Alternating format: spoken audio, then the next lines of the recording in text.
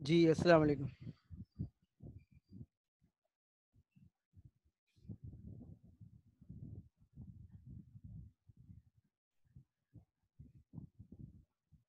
अस्सलाम वालेकुम।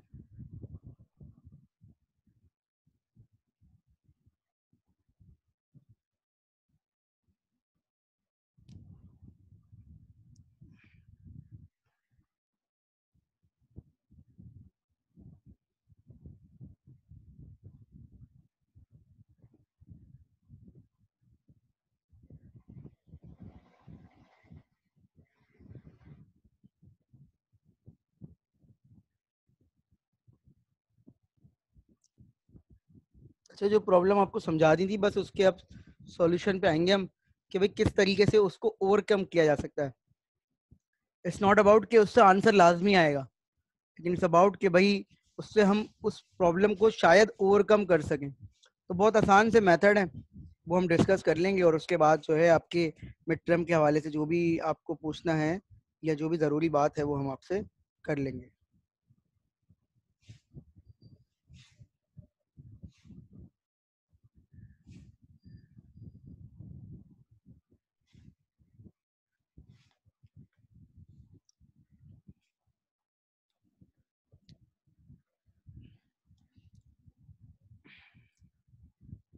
हम वेटिंग के भाई दो चार लोग और आ जाएं।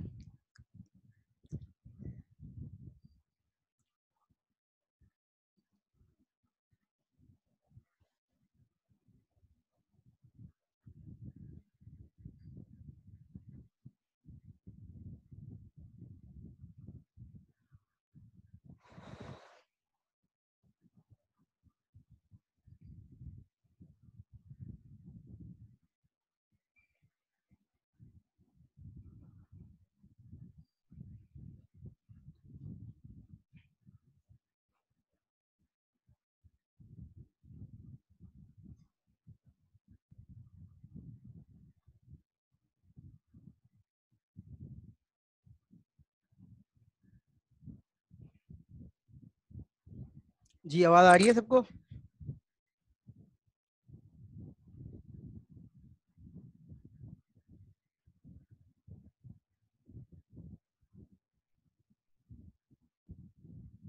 चलें भाई, तो देखें प्रॉब्लम आ गई है। अब इस प्रॉब्लम के तीन तरह के चार तरह के सॉल्यूशन है। इनफैक्ट चार तरह के सॉल्यूशन कैसे हैं मैं आपको एक्सप्लेन करता हूँ।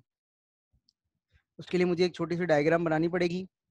सपोज कीजिए कि भाई ये लिखा हुआ है अगेन 5 और इसके चार चाइल्ड हैं।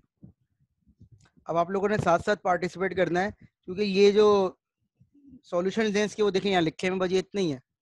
बस आपको लॉजिक समझनी है। फर्स्ट करें, यहाँ लिखा हुआ है 7, यहाँ लिखा हुआ है 3,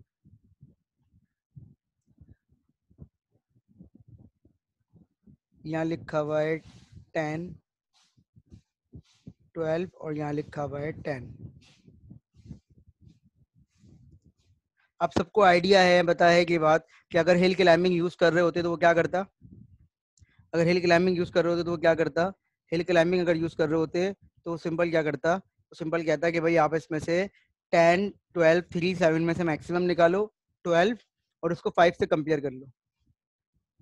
और 5 से कंपेयर करने के बाद अगर वो बड़ा है तो 12 को अपडेट कर, मतलब 12 पे चले जाओ और बिल्कुल 12 पे चले जाता। आसान अल्फाज में जवाब यही है कि 12 पे चले जाता, ठीक है ना?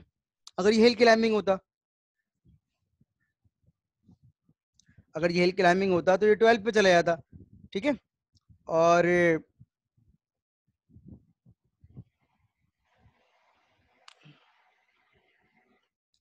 अब फर्ज करिए 12 पे चला गया, आगे बढ़ते हैं।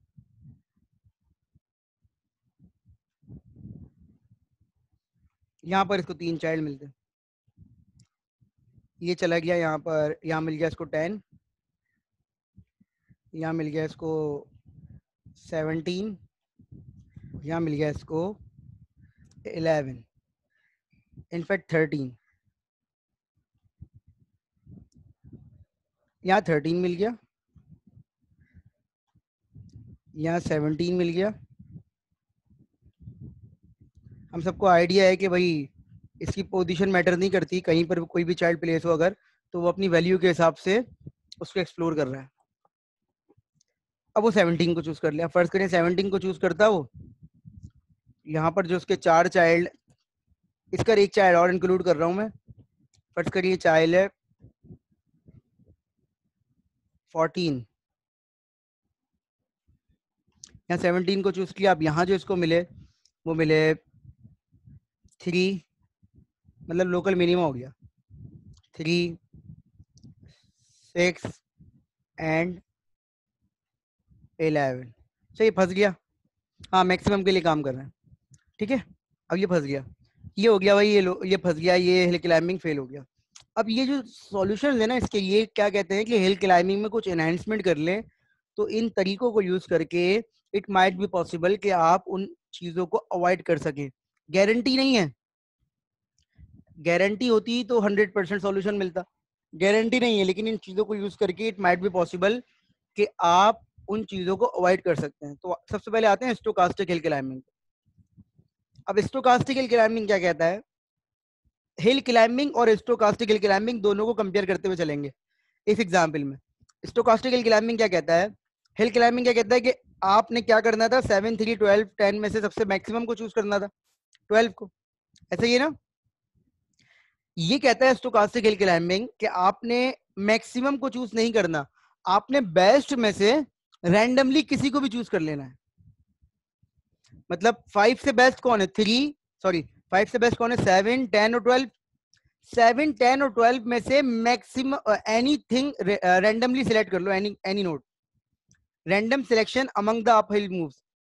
What is mean, is mean that कि आपने रैंडम सिलेक्शन करनी है अपहिल मूव में, और अपहिल मूव में रैंडम सिलेक्शन करने के बाद आपकी मर्जी है कि आप किसी भी नोड को सिलेक्ट कर लें। अब जरूरी नहीं है आप 12 को सिलेक्ट करें, जरूरी नहीं है आप 10 को सिलेक्ट करें, जरूरी नहीं है आप 7 को सिलेक्ट करें। क्लियर,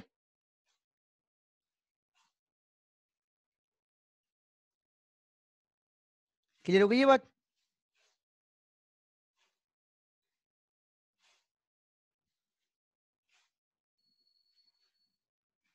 तो अप हिल मूव्स में से रैंडम का मतलब क्या है, सबसे बेस्ट को चूज नहीं करना आपने, आपने किसको चूज करना है, जो आपको रैंडमली बेस्ट मिल जाए। सारी बेस्ट निकाली, उनमें से किसी एक को रैंडम चूज कर लिया, इसका मतलब ये सबसे बेहतर को चूज ना करो, सबसे बेहतर को चूज ना करो, सबसे बेहतर को चूज ना करो, मतलब एक एक डायरेक्ट बड़ा स्टेप ना मारो, आसान अल्फाज में डेफिनेशन ये। क्लियर, सबसे बेहतर को चूज करोगे तो हो सकता है आगे जाके फंस जाओ। तो ये कहता है कि हो सकता है आपको 7 से ज्यादा आसानी से मिल जाए, यहाँ फंस गए, अगर आप 7 से जाते तो आपको शायद रास्ता क्लियर मिलता। ठीक है, क्लियर हो गई ये बात, क्लियर हो गई ये बात, सही है। अब ये फर्स्ट चॉइस और रैंडम रीस्टार्ट पढ़े आप, आपके पास 5 मिनट है, और मैं जरा के इलेक्ट्रिक की वजह से जनरेटर चला के आता हूँ। ठीक है, आप लोग ये दोनों पढ़ें और मुझे बताएं कि दोनों पढ़ के आपकी क्या समझ में आया। 5 मिनट है आपके पास।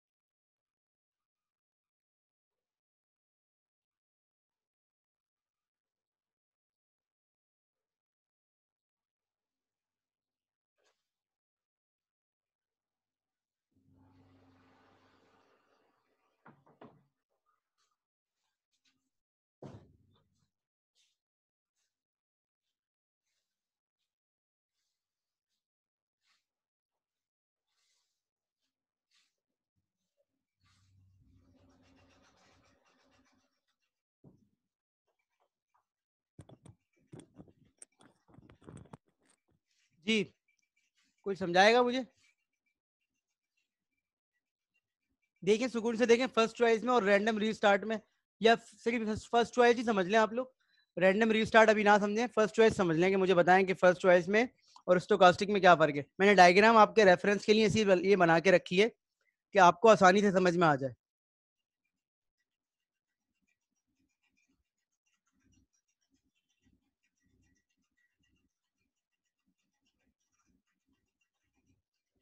जल्दी से समझिए, आवाज आ रही है ना मेरी?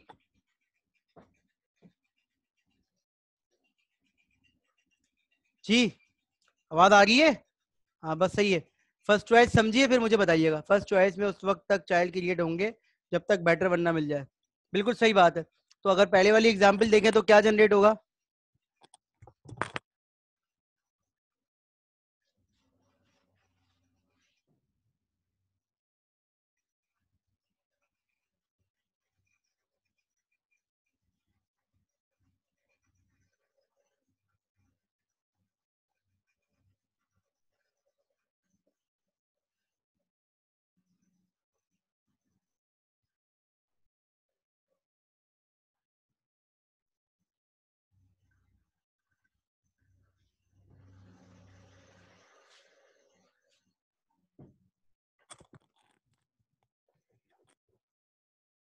लूप में तो सारे चलेंगे बेटा, लूप में सारे चलेंगे। It's not about loop, it's about कि जो सिलेक्शन हो रही है वो किस तरह से कर रहे हो तुम। देखें स्टोकास्टिक क्या कह रहा था, स्टोकास्टिक ये कह रहा, जो बुशरा ने आंसर दिया है वो देख लें जरा। स्टोकास्टिक ये कह रहा था कि 5 के 4 चाइल्ड है जिसमें से 3 बेस्ट हैं, तीनों को रेफरेंस समझते हैं। हिल क्लाइंबिंग ये कह रहा था कि 5 के 4 चाइल्ड हैं, उसमें से 3 जो हैं वो 5 से बेहतर हैं, उनमें से सबसे बेहतर को चूज कर लो, मतलब सबसे बेस्ट को चूज कर लो। तो वो 10 पे चला गया। स्टोकास्टिक हिल क्लाइंबिंग ये कह रहा है कि 5 से बेहतर जितने भी हैं उन सबको जनरेट करो, मतलब सबको जनरेट कर लो, उनमें से सारे बेहतर निकाल के, उनमें से सारे बेहतर निकाल के रेंडमली किसी को सिलेक्ट कर लो। तो स्टोकास्टिक 7 को भी चूज कर सकता था, 12 को भी चूज कर सकता था, 10 को भी चूज कर सकता था। हिल क्लाइंबिंग 12 को चूज कर रहा है, लेकिन वो 7, 12, 10 में से किसी को भी चूज कर सकता था। क्लियर हो गई ये बात? कौन? स्टोकास्टिक। स्टोकास्टिक समझ में आ गया जी? अच्छा जी, फिर फर्स्ट चॉइस जी कह रहा है कि आप चाइल्ड जनरेट करना स्टार्ट करें, जहां आपको पहला बेहतर आंसर मिल जाए वहां रुक जाइए। मतलब क्या है, जैसे ही इसको ये 7 मिलेगा, देखिए इसने यहां से लेफ्ट से जनरेट करना शुरू किया, इसको यहाँ 7 मिल गया, ये इन तीनों को ओपन ही नहीं करेगा, 7 को फर्दर कंटिन्यू कर देगा। फर्स्ट करें इसको मिलता 4, तो ये कहता 4 तो बेहतर नहीं है 5 से। फिर ये जाता है इधर मिलता है इसको 3, ये कहता है 3 भी बेहतर नहीं है। फिर ये 12 मिलता है, 12 पे चले जाता। तो जहां इसको पहला चाइल्ड बेहतर मिल जाएगा ये वहां मूव कर जाएगा। Stochastic hill climbing by generating successor randomly until a better one is found, जहां आपको पहला बेहतर आंसर मिल जाए। मतलब मैं क्लास में गया और मुझे पता चला भाई मेरे मार्क्स है 70, अब मैं सारे स्टूडेंट से मार्क्स पूछ रहा हूँ, जहां मुझे पहला स्टूडेंट मिली 70 मार्क्स है, मैं उसको बोलूंगा यही मेरा आंसर है। हालांकि हो सकता है आगे जाके कोई और बहुत बेस्ट पढ़ा हुआ हो, लेकिन हिल क्लाइंबिंग करता है वो काम।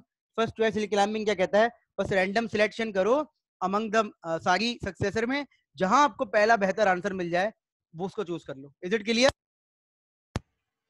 क्लियर? सही। अच्छा रैंडम रीस्टार्ट क्या है? अब ये तो आपके समझ में आ गया। रैंडम रीस्टार्ट क्या है?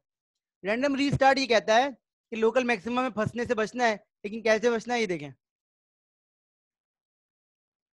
Random restart hill climbing resolve this problem is conducts a series of hill climbing search. ये कह रहा है कि डिफरेंट हिल क्लाइंबिंग सर्चेस की सीरीज को कंडक्ट करता है और हमेशा रैंडम रीस्टार्ट। देखें आपके आपके दिमाग में ये बात है कि आपके लिए आंसर इंपॉर्टेंट है, आपके लिए पाथ इंपॉर्टेंट नहीं है, ऐसे ही है ना? आपके लिए आंसर इंपॉर्टेंट है, आपके लिए पाथ इंपॉर्टेंट नहीं है।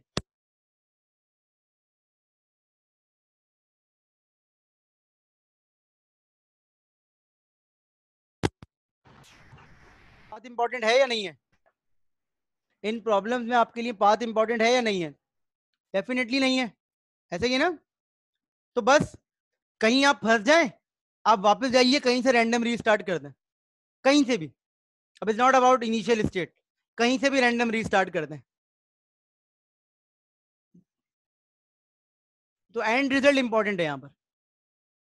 तो आप कहीं फंस जाते हैं, आप दोबारा से पीछे जाइए, रैंडम इनिशियल स्टेट कहीं से स्टार्ट कर दीजिए। जितनी भी डिफरेंट सर्चेस करते रहे, डिफरेंट सर्चेस करते रहे, रैंडम रीस्टार्ट करते रहे, जहां आपको डिफरेंट 10, 12, 15, 20 जितनी भी आपने हिल क्लाइंबिंग सर्चेस लगाए डिफरेंट आइट्रेशंस पे, उनमें से बेस्ट को आप क्या करें, सजेस्ट कर देंगे भाई ये आंसर हो सकता है। The best result found so far is save from any of the searches. Clear हो गई बात? ये चक्कर होता है रैंडम रीस्टार्ट में। क्योंकि आपके लिए आंसर इंपॉर्टेंट नहीं होता। आप पीछे जाएं, कहीं से भी रैंडम रीस्टार्ट कर दें। अगर आप इस रास्ते पे फंस गए तो किसी और रास्ते से आ जाएं, किसी और रास्ते से आ जाएं। इन एनी केस आपने क्या करना है, रैंडम रीस्टार्ट करना है।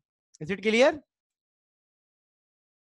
तो स्टोकास्टिक समझ में आ गया, फर्स्ट चॉइस समझ में आ गया, और रैंडम रीस्टार्ट समझ में आ गया। सही है?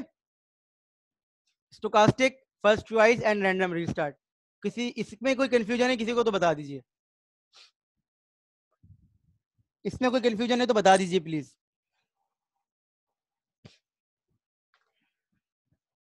अच्छा जी, आखिरी एक वो ये है,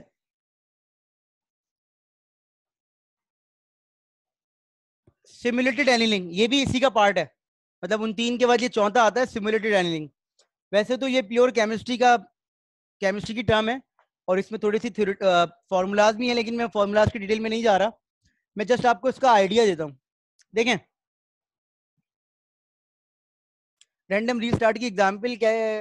रैंडम रीस्टार्ट की एग्जांपल में क्या है, आपको 8 क्वीन पजल प्रॉब्लम का आंसर चाहिए, नहीं मिल रहा, आप दोबारा से एक रैंडम बोर्ड सेलेक्ट करें, वहां से स्टार्ट कर दें। फिर दोबारा रैंडम बोर्ड सेलेक्ट करें, वहां से स्टार्ट कर दें। रैंडम रीस्टार्ट का नाम से ही पता चल रहा है कि रैंडमली कहीं से भी रीस्टार्ट कर लो। अगर कहीं फंस जाते हो तो रैंडम कहीं से भी रीस्टार्ट कर लो। सही? अगर कहीं पर भी आप स्टक हो जाते हैं तो रैंडम कहीं से भी रीस्टार्ट कर दें, नाम में ही इसका आंसर है। अच्छा, सिमुलेटेड एनीलिंग क्या है? केमिस्ट्री का कॉन्सेप्ट है, थ्योरी तो थ्योरेटिकल तो मैं इतना नहीं समझा रहा, लेकिन मैं थोड़ा सा आइडिया दे रहा हूँ कि किसी चीज का टेम्परेचर बहुत ज्यादा हीट अप हो जाए, मतलब बहुत ज्यादा बढ़ जाए। किसी लिक्विड का टेम्परेचर बहुत ज्यादा इंक्रीज हो जाए, फर्ज करें 200 डिग्री सेंटीग्रेड तक चला गया। अब उसमें कोई भी चीज ऐड नहीं हो सकती, कोई सॉल्वेंट ऐड नहीं हो सकता, कोई मिक्सचर, कोई भी चीज उसके अंदर ऐड नहीं हो सकती। तो उस टेम्परेचर को कूल डाउन करते हैं, उस टेम्परेचर को कूल डाउन करते हैं, और कूल डाउन करके उस कंडीशन तक लाते हैं जहां पर उसमें कोई चीज ऐड हो जाए या वो किसी चीज के साथ रिएक्शन कर सके। मतलब टेम्परेचर को आपने हीट अप से कम करना है, मतलब पीछे की तरफ लाना है टेम्परेचर को। तो सिमुलेटेड एनीलिंग भी इसी तरह का कॉन्सेप्ट है। वो ये कहता है कि अगर आप कहीं फंस जाएं तो आप एक स्टेप पीछे आ जाएं, और वहां देखें कोई दूसरा बेहतर आंसर मौजूद है। अगर नहीं है तो एक स्टेप और पीछे आ जाएं, वहां देखें कोई बेहतर आंसर मौजूद है। अगर नहीं है तो एक स्टेप और पीछे आ जाएं।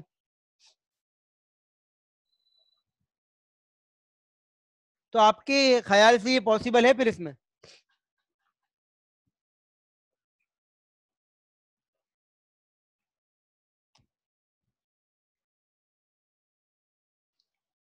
आपके ख्याल से मेरी इस बात में और जो मैंने शुरू में समझाया था कोई कॉन्फ्लिक्ट तो नहीं आ रहा? आप एक स्टेप पीछे चले आए, आप एक स्टेप पीछे चले आए, आप एक स्टेप पीछे चले आए, जहां आपको बेहतर कोई चीज मिलती रहे वहां से आप अपना पाथ चेंज कर लें। ऐसा हो सकता है या नहीं हो सकता? जी,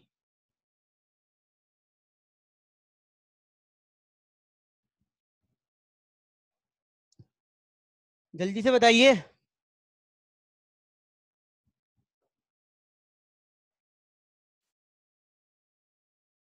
क्यों नहीं हो सकता हुसैन? बाकी लोग क्लास में मौजूद नहीं है क्या?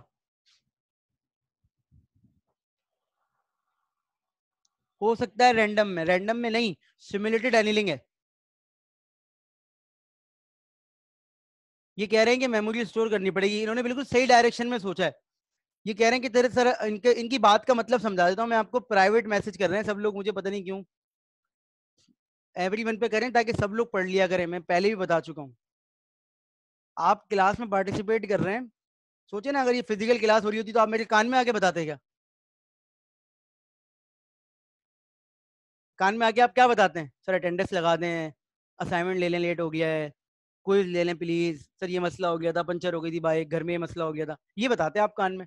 लेकिन जब आप कोई सवाल का जवाब बता रहे होते हैं तो वो कान में आके थोड़ी बताते हैं। अजीब सी बात है ना?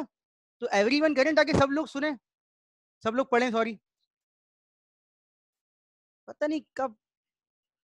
अच्छा, अपने पे कॉन्फिडेंस नहीं है कि ऐसा लग रहा है कि आप में से बहुत सारे लोग ना एक दूसरे को जानते भी नहीं होंगे शायद। जैसे मैं तो बहुत कम लोगों को जानता हूँ इस क्लास के, 4-5 लोगों को ही जानता हूँ जिन्होंने मुझसे शायद पहले पढ़ा हुआ है। तो आप में से बहुत सारे एक दूसरे को जानते भी नहीं होंगे, तो अब अगर जवाब दे भी रहे हैं, अगर गलत भी है तो कोई फर्क थोड़ी पड़ता है। अच्छा, पूरी क्लास एक दूसरे को जानती है। लैब वाले सर ने आदत खराब कर दी, अच्छा। अरे हाँ, लैब का भी पूछना था, अभी बात करता हूँ मैं। अच्छा जी, तो खैर वापस आते हैं। तो देखें, अब हुसैन ने जिस डायरेक्शन में सोचा उसको जस्टिफाई करता हूँ। कह रहे हैं मेमोरी स्टोर करनी पड़ेगी सर। जाहिर सी बात है, अकॉर्डिंग टू यू गाइस होना भी ये चाहिए कि सर जब पीछे जा रहा हूँ मैं, तो इसका मतलब है आप तो कह रहे थे शुरू में कि मेमोरी स्टोर नहीं करनी पड़ेगी, ऐसा ही है ना? शुरू में मैं ये कह रहा था, शुरू में मैं ये कह रहा था ना कि मेमोरी स्टोर नहीं करता। अब सिमुलेटेड एनीलिंग कह रहा है आप एक स्टेप पीछे चले आओ, तो क्या वाकई में मेमोरी स्टोर करनी पड़ेगी? फिर तो ये हिल क्लाइंबिंग में मसला हो गया। नहीं सर, मेमोरी स्टोर नहीं करनी पड़ती। देखें, आप इसको इस तरह से समझें, मैं बार बार ना शारे पाकिस्तान की एग्जाम्पल इसलिए देता हूँ कि ये एक लंबा रूट है। फर्ज करें आप लियाकताबाद 10 नंबर पे खड़े हैं और आप जा रहे हैं वहां से करीमाबाद, सही है? चले गए। अब करीमाबाद से आप चलेगा आयशा मंजिल। क्या आपको आयशा मंजिल से वापस करीमाबाद आने के लिए कोई मेमोरी स्टोर करने की जरूरत है, या आयशा मंजिल के ऑप्शन में ही करीमाबाद मौजूद होगा?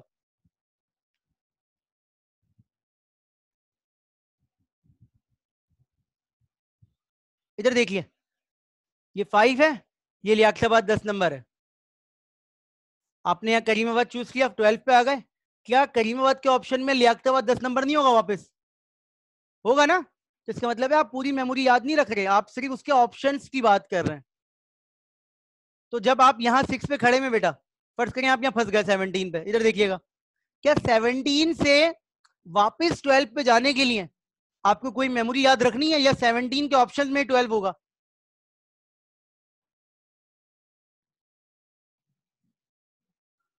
नहीं, आप वो तो है। देखें, दो चीजें होती हैं बेटा, एक होता है कि आप एक्सप्लोर करते नहीं है, एक होता है कि एक्सप्लोर हो रहा है आप इग्नोर कर रहे हैं। ठीक है? तो देखिए, अगर मैं यहाँ फर्ज करें यहाँ 17 पे खड़ा हूँ और मैं यहाँ फंस गया हूँ, तो क्या मैं 12 पे नहीं जा सकता? मेरे पास ये पूरी चीज नहीं है, ये देखें, अगेन रिपीट कर रहा हूँ कि ये मेरे पास पूरी चीज नहीं है, मुझे ये नहीं दिख रहा है मेरी स्क्रीन पे। सपोज कीजिए 5 7 3 12 नहीं लिखा हुआ, सिर्फ 12 लिखा हुआ है। तो अगर मैं 17 पे खड़ा हूँ, मुझे ये नहीं पता यहाँ 13 है, ये नहीं पता 14 है या 11 है, लेकिन मुझे ये पता है कि 17 से मैं 12 पे जा सकता हूँ। मैं चला गया 12 पे। अब देखिए, मैं यहाँ फंस गया, इधर गौर से देखिएगा, मैं यहाँ फंस गया। सिमुलेटेड टनलिंग की बात कर रहा हूँ, मैं यहाँ फंस गया। मैं वापस 17 से बोला भाई मैं जहां से आया था वहीं वापस जा रहा हूँ, 12 पे चला गया। अब 12 से बोलूंगा क्या 12 से बेहतर कोई ऑप्शन यहाँ मौजूद है? तो देखिए यहाँ पर मौजूद है 13 और 14, तो मैं 14 पे चला जाऊंगा। 14 से बोलूंगा भाई मुझे तुम अपने ऑप्शंस बता दो, अब मैं 14 को फर्दर एक्सप्लोर करूंगा। तो सिमुलेटेड एलियन क्या कहता है, फर्स्ट करें यहाँ पर, फर्स्ट करें यहाँ पर आपको नहीं मिला कोई नंबर, यहाँ 10 लिखा हुआ है। फर्स्ट करें यहाँ लिखा हुआ है 10, ये 10 है। और फर्स्ट करें ये 3 लिखा हुआ है, ठीक है? अब आप एक स्टेप पीछे आइए, 3 लिखा हुआ है। अब पीछे है 12, 12 से पूछा कोई और ऑप्शन है, उसने बोला नहीं भाई मेरे पास कोई और ऑप्शन मौजूद नहीं है। तो बेटा 17 किया था जब ही तो आगे आए थे उसामा। 12 के बाद 17 चूज किया था जब ही तो आगे आए थे, लेकिन 17 के पास कोई ऑप्शन नहीं है। अब वापस एक स्टेप पीछे गए, 12 से पूछा कोई ऑल्टरनेटिव, उसने बोला भाई मेरे पास कोई ऑल्टरनेटिव नहीं है, सब लोग मुझसे छोटे हैं। तो 12 से पीछे एक स्टेप चला गया।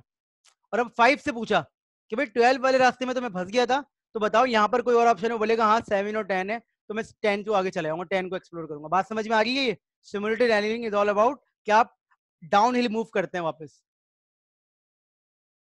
भाई आप किसी जगह पे जा रहे होते हैं, तो आप किसी गली में आगे जाके आपको पता चला टेंट लगा हुआ है, तो आप पीछे नहीं आ सकते वापस।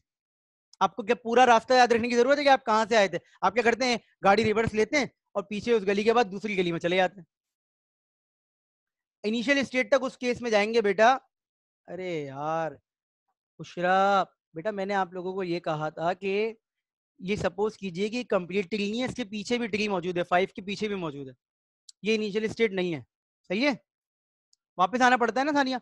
तो वापस जब आते हैं ना हम, तो फिर हम एक स्टेप पीछे आते हैं, शुरू से हमेशा इन स्टेट पे नहीं जाते। एक स्टेप पीछे आया, मैंने देखा भाई कोई और गली है जो निकल ली, नहीं निकल ली, फिर एक गली और पीछे आया। जब तक मैं पीछे जाता रहूंगा जब तक मुझे कोई ऑल्टरनेटिव नहीं मिलेगा। यहाँ पर ऑल्टरनेटिव का मतलब क्या है? यहाँ पर ऑल्टरनेटिव का मतलब है ऑल्टरनेटिव बेस्ट। ऑल्टरनेटिव बेस्ट ये कहलाता है सिमुलेटेड एनीलिंग। क्लियर हो गई बात? ठीक है जी। सिमुलेटेड एनीलिंग में ऑल्टरनेटिव का मतलब ये होता है कि बेस्ट। एक स्टेप पीछे आओ जी। जैसे एक रोड पे 4 गलियों का ऑप्शन है, आपने कहा भाई ये वाली गली चूज करूंगा, वो किसी ने आपसे कहा ए बी सी डी, आप बी गली में चले गए। अब बी गली आगे जाके बंद हो गई।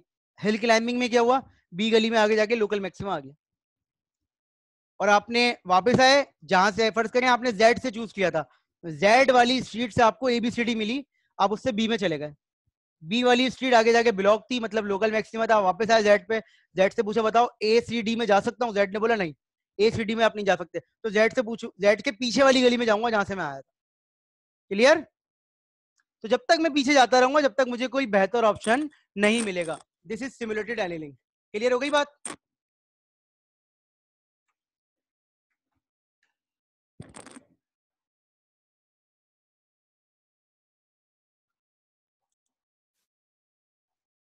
बस ये आखिरी है, local beam search. Local beam search अगर आपको हिल क्लाइंबिंग समझ में आ गया है तो लोकल बीम सर्च बहुत ही आसान एल्गोरिथम है, मतलब आपको 1 मिनट में समझ में आ जाएगा। लेकिन पहले आप हिल क्लाइंबिंग याद रखें। हिल क्लाइंबिंग में आप क्या करते थे? शाबाश। आप हिल क्लाइंबिंग के अंदर हर करंट स्टेट से उसके चाइल्ड जनरेट करके उसमें से बेस्ट चूज करते थे। बेस्ट कितने होते थे? एक, कोई भी एक बेस्ट। बेस्ट का मतलब होता है सबसे ज्यादा बेहतर वैल्यू। लेकिन लोकल बीम सर्च ये कहता है कि keeping only one current state is not not a good idea.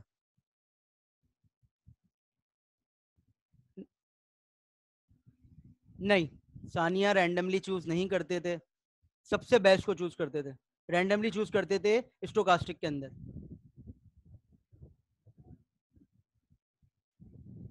सही?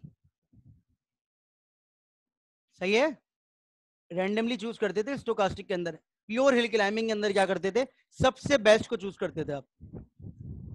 ये बात क्लियर हो गई सबको? ठीक है। तो बीम सर्च ये कह रहा है कि बेटा आप लोग सबसे बेस्ट को चूज तो करें, लेकिन सिर्फ एक को ना करें। के बेस्ट को चूज कर लें। के बेस्ट का मतलब क्या है कि 2 लोगों को चूज कर लें या 3 बेस्ट को लेते हुए चलें। मतलब आपने दिमाग में एक ऑप्शन ना रखें बेस्ट, आप कम से कम के बेस्ट रख के चलें। तो के बेस्ट कितने हो सकते हैं वो प्रॉब्लम पे डिपेंड करता है, आपके ब्रांचिंग फैक्टर पे डिपेंड करता है के की वैल्यू। वो 2 भी हो सकते हैं, 3 भी हो सकते हैं, 4 भी हो सकते हैं। तो हर स्टेप पे जब भी आप सक्सेसर जनरेट करें तो एक को ना लेके चलें, एक से ज्यादा को लेके चलें। 2 को, एक फिक्स नंबर सपोज कर लें के की वैल्यू 2 कर लें या 3 कर लें। देखिए मैं क्या कह रहा हूं, ये देखिएगा यहां पर हमने के की वैल्यू 2 सपोज की है, 2। तो जब मैं एस पे पहुंचा और एस के मैंने चाइल्ड जनरेट किए तो वो मुझे मिले 2 ही चाइल्ड थे।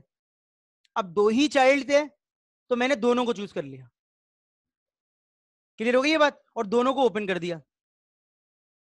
सही है? 9 और 11 मेरे लिए यहां पर मिनिमम वैल्यू अच्छी है, मिनिमम। अब 9 को जब ओपन किया तो उसके भी 2 चाइल्ड हैं। 11 को जब ओपन किया उसके भी 2 चाइल्ड हैं। 9 को जब ओपन किया तो उसके 2 चाइल्ड में एक वैल्यू 7.3, दूसरी 8.5। 11 को जब ओपन किया तो उसमें एक वैल्यू 7.1, दूसरी वैल्यू 9। अब इन चारों में से मुझे 2 बेस्ट सिलेक्ट करने हैं। ऐसा नहीं है कि इन दोनों में से एक और इन दोनों में से एक, ऐसा नहीं है। इन चारों में से ओवरऑल 2 बेस्ट सिलेक्ट करने हैं। तो एक मुझे मिला 7.1 और एक मुझे मिला 7.3। तो देखिए मैंने 8.5 को फर्दर ओपन नहीं किया, ना 9 को मैंने फर्दर ओपन किया। अब मैंने 7.1 को ओपन किया और 7.3 को ओपन किया। 7.1 में भी 2 ऑप्शन थे, 7.3 में भी 2 ऑप्शन थे। इन चारों में से मुझे 2 बेस्ट सिलेक्ट करने। तो इन चारों में से 2 बेस्ट कौन से हैं? एक 5 और एक 5.3। इस तरीके से मैं आगे बढ़ता रहूंगा, हर लेवल पे के बेस्ट को सिलेक्ट करूंगा। अब स्टूडेंट का सवाल ये होता है, जो कि मैं खुद ही जवाब दे रहा हूं, कि सर फर्ज करें यहां पे लिखा होता 6, यहां लिखा होता 6। तो देखिए अब इन चारों में से 2 बेस्ट कौन से हैं? 7.1 और 6। तो मैं इसको भी ओपन नहीं करता, मैं इसको भी ओपन नहीं करता। क्लियर? मैं इसको भी ओपन नहीं करता, मैं इन दोनों को ओपन करता। पॉइंट समझ में आ गया? ऐसा नहीं है एक इधर से एक उधर से। हाँ बिल्कुल। अब एफ को फर्दर ओपन करता। तो ये कहलाता है बीम सर्च। आपके ब्रांचिंग फैक्टर पे डिपेंड करता है। अगर आपका ब्रांचिंग फैक्टर ज्यादा है, 10, 12, 15 है, ब्रांचिंग फैक्टर याद है ना क्या होता है? कि मैक्सिमम चाइल्ड कितने जनरेट हो सकते हैं, तो फिर आप के की वैल्यू को इंक्रीज भी कर सकते हैं, 3 भी कर सकते हैं, 4 भी कर सकते हैं। लेकिन अगर आपका ब्रांचिंग फैक्टर कम है, जैसे 4 है, 5 है, तो फिर आप के की वैल्यू को 2 रखें। सही है। अगेन के की वैल्यू आपकी प्रॉब्लम डिसाइड करेगी, मैं कोई स्टैंडर्ड सेट नहीं कर सकता। बीम सर्च समझ में आ गया। अगेन इससे भी चांसेस हैं कि आपका आंसर जो है थोड़ा जल्दी आ सकता है। Is it clear to all of you? Beam search समझ में आ गया भाई? यहां तक आपके पेपर में है, तो अगर आप एल्गोरिथम गिने तो BFS, UCS, DFS, DLS, IDS, greedy, A star, hill climbing और बीम सर्च, 9 एल्गोरिथम है। तो ये 9 एल्गोरिथम हो गए। और चैप्टर 2 में एजेंट्स का पूरा चैप्टर है, और चैप्टर 1 में आपको पता है कि थ्योरेटिकल है, तो एज सच कुछ इंक्लूड नहीं है, डेफिनेशन वगैरह आई तो आई, अदरवाइज तो एज सच कोई चीज नहीं है। तो ये आपका पूरा पेपर है। तो चाहे तो अभी 1 घंटे बाद आप पेपर अटेम्प्ट कर सकते हैं, आपके पास सारी चीजें मौजूद हैं। अब बताइए, आपको कोई सवाल पूछना है बीम सर्च में तो पूछ लीजिए प्लीज।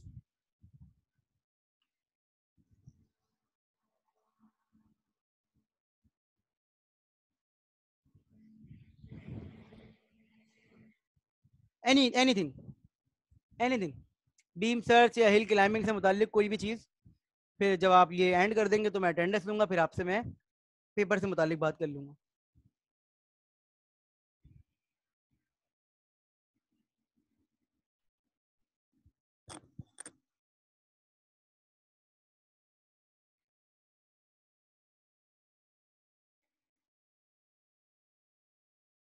जी, ख्वातीन हजरात, कुछ पूछना है?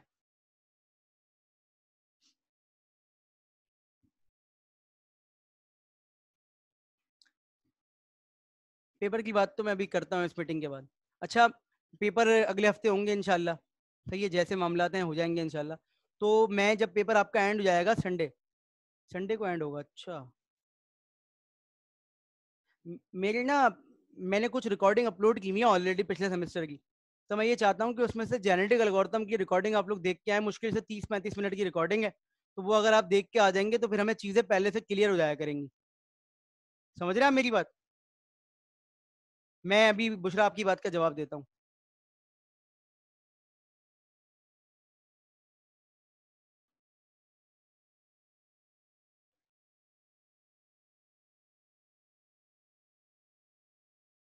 आई और जे की वैल्यू क्या होती?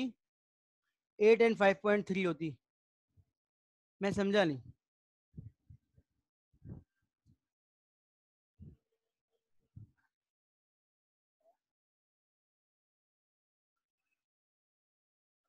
मैं समझा नहीं, सवाल नहीं समझा मैं। आई की वैल्यू 8 होती और जे की वैल्यू 5.3 होती, तो सिर्फ 5.3 को सिलेक्ट करेंगे। जी बिल्कुल, हिल क्लाइंबिंग में यही करेंगे। सही है भाई, तो मैं इंशाल्लाह आपको नेक्स्ट वीक में एक रिकॉर्डिंग अपलोड कर दूंगा आपके फेसबुक पे, वैसे तो यूट्यूब पे मौजूद है। वो लिंक बता दूंगा कि आपको कौन सी रिकॉर्डिंग देख के आनी है, ताकि वो 30-35-40 मिनट की रिकॉर्डिंग है, आप उसको देख लेंगे तो आपको जेनेटिक एल्गोरिथम का आइडिया हो जाएगा कि वो काम कैसे करता है। फिर जब हम क्लास में आएंगे तो मैं आपको प्रॉपर एक्सप्लेन कर दूंगा। ऐसे नहीं है कि क्लास में नहीं समझाऊंगा मैं, लेकिन मैं ये चाहता हूँ कि आप पहले से पढ़ के आएँ, क्योंकि अब हमारी पास 8 क्लासेज हो चुकी हैं। मुश्किल से 5 क्लासेज होंगी और एक प्रोजेक्ट होगा। तो 5 क्लासेज में, टू बी वेरी ऑनेस्ट, ये सेशन हल्का चल रहा है। यूजुअली जो सेशन होता है, इस वक्त तक मैं जेनेटिक एल्गोरिथम करवा चुका होता हूँ स्टूडेंट को मिड टर्म से पहले तक। लेकिन इस दफ़ा ये सेशन काफ़ी हल्का चल रहा है। वो रीज़न कुछ भी हो, मैं हूँ रीज़न या आप हो, वो रीज़न का मुझे मसला नहीं है। लेकिन थोड़ा सा 1 वीक पीछे हम लोग, मतलब जेनेटिक एल्गोरिथम भी मिड टर्म में शामिल होता है। हाँ, तो ऐसा ही है बेटा, 14 वीक्स तो होते हैं। 8 क्लासेज हो गई आपकी, 8 क्लासेज हो तो गई, पता भी नहीं चले बेटा। अब्दुल राफे, आपका और हमारा साथ ना बहुत छोटा था इस सेमेस्टर में। मुझे भी पता नहीं चला ये semester, to be very honest. मतलब 8 क्लासेस हो चुकी हैं, और आपकी 14 सेशन अगर होते हैं, 14 मिड टर्म हटा के, तो 5 क्लासेस रहती हैं और एक प्रोजेक्ट। तो अगर आप देखें तो 12 तारीख को आपका मिड टर्म खत्म होगा, तो 13, 20, 7, 27, 4-5 तारीख तक, बकरा ईद के बाद 7-8 तारीख तक आपकी क्लासेस खत्म।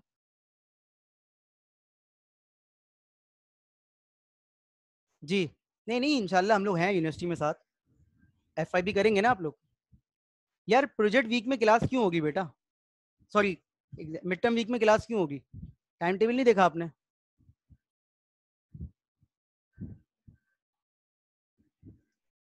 अब देखें भाई, मैं आप लोगों को इनकरेज कर रहा हूँ इस चीज़ के लिए कि मिड टर्म देखें अनाउंस हो चुके हैं, तो मेरा मशवरा ये है कि आप अपने मोबाइल में कोई अच्छा सा नेट पैकेज करवा लें, कम से कम एक हफ्ते के लिए पैसे खर्च करके। इस ये मत सोचिएगा कि मैं मतलब आपका खर्चा करवाना चाह रहा हूँ, मैं ये चाहता हूँ कि आपके साथ जो मसाइल हैं वो ख़त्म हो जाए। तो कोई अच्छा सा पैकेज सर्च करें किसी कंपनी का, अगर जो भी आपके पास मोबाइल फ़ोन है आपको मिल जाएगा। टेलीनॉर वालों का मैं बता देता हूँ, टेलीनॉर वालों को मैं बता देता हूँ कि *335#, ये पैकेज होता तो थोड़ा महंगा है, मेरा बहुत अच्छा चल रहा है बेटा। अभी मेरी लाइट चली गई थी, मैं मोबाइल डेटा पे था। *335, ये टेलीनॉर वालों का है। मेरा ये पैकेज होता है तकरीबन 450 रुपीज़ में, लेकिन ये 30 GB का है। कितना है? 30 GB। तो मेरी आराम से क्लासेस हो जाती हैं इसके अंदर, आराम से मेरी क्लासेस हो जाती हैं। हाँ ये हो सकता है बेटा, मेरी आराम से इसमें क्लासेस हो जाती हैं तकरीबन 20-22, हर क्लास में 1 GB निकल जाता है। बिल्कुल बेटा, ये मसाइल हैं, बिल्कुल सही कह रहे हो आप। मेरे भी नीचे घर में नहीं करता है, मैं तो छत पे हूँ। हाँ ये सही कह रही हो आप, बिल्कुल। हाँ ये 1 मंथ का पैकेज है। तो ये पैकेज इस तरीके से मैं चाहता हूँ कि आप लोग भी ना, मतलब देखें, ये प्रॉब्लम हमारे साथ है और हमें इसको फेस करना है। ये सॉल्यूशन नहीं है, ये बस एडजस्टमेंट है, ये परमानेंट सॉल्यूशन नहीं है, एडजस्टमेंट है। तो मैं मिड टर्म के हवाले से चाह रहा हूँ बेटा कि अगर कोई प्रॉब्लम हो तो वो हम इस तरह से हैंडल कर लें। मेरे घर में भी यही मसला है नीचे का, नीचे घर में यही मसला होता है। अभी तो मैं छत पे हूँ तो मुझे प्रॉब्लम नहीं है। बिल्कुल सही कह रहे हो, लेकिन कोई ना कोई सॉल्यूशन होना चाहिए बेटा। वो सॉल्यूशन एक हफ्ते के लिए आपके पास लाजमी होना चाहिए, क्योंकि देखें अल्टीमेटली चीज़ें तो चल रही हैं। आप पढ़ें वो जो गाइडलाइन आपको दी है स्टूडेंट की, वो गाइडलाइंस आप देखें बेटा, वो जो आपको दी है ना, उसमें पूरा प्रॉपर पढ़ लें एक दफ़ा, ताकि आपको कोई प्रॉब्लम हो तो फिर बताएं।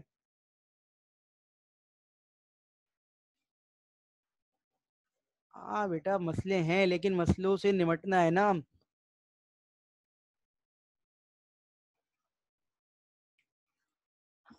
देखो मैं भी ना, मैं इस पॉलिसी मैनेजमेंट का पार्ट नहीं हूँ, मैं सिर्फ आपको गाइड कर सकता हूँ, मेरी बात फाइनल नहीं होगी।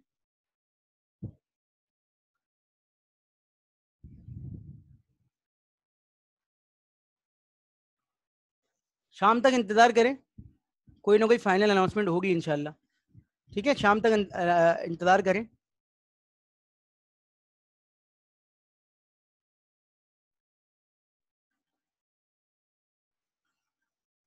पेपर हल्का होगा, मेरा पेपर जिन लोगों ने दिया है उनको ये पता है कि मेरे हर क्वेश्चन के बाद ये लिखा हुआ होता है कि estimated time to complete this question is almost this. तो वो 5 मिनट 10 मिनट ज़्यादा ही लिखे होते हैं। ठीक है, नहीं तो पॉलिसी जो है वो तो यूनिवर्सिटी की मैनेजमेंट डिसाइड करती है ना, टीचर थोड़ी कर रहे हैं। आज यूनिवर्सिटी बोले कि जूम पे क्लास ना लें, कहीं और लें, तो वहाँ ले लेंगे हम। सही है बेटा, चलें ये मीटिंग एंड हो रही है, तो फिर मैं आपसे मिल रहा हूँ 11:15 बजे, सिर्फ अटेंडेंस लूंगा मैं, और फिर कोई सवाल हो तो पूछ लीजिएगा। ठीक है, 5 मिनट बाद ज्वाइन कर लेते हैं।